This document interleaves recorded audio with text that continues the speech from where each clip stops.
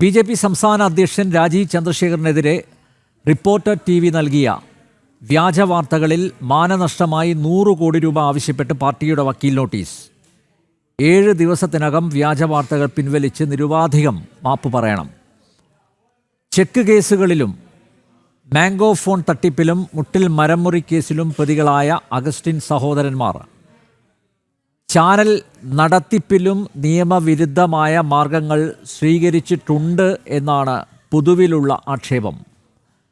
Reporter ടി.വിയുടെ MD, chairman, vice chairman സ്ഥാനങ്ങൾ ഇവർ അവകാശപ്പെടുന്നുണ്ടെങ്കിലും രേഖകളിൽ ഇതൊന്നും കാണാനില്ല. Reporter broadcasting company private limited transporting and storage എന്ന വിഭാഗത്തിലാണ് വാണിജ്യ മന്ത്രാലയത്തിൽ രജിസ്റ്റർ ചെയ്തിരിക്കുന്നതെന്ന രേഖകൾ തെളിയിക്കുന്നു.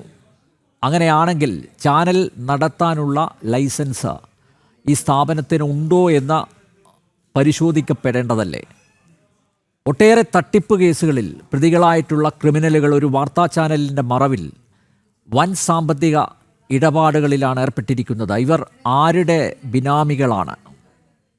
കയ്യിൽ 10 പൈസയില്ലാത്തവർ കോടികളെടുത്ത് അമ്മാനമാടുന്ന തലത്തിലെത്തുന്നതിന് ചൂട്ടുപിടിക്കുന്നതാര്?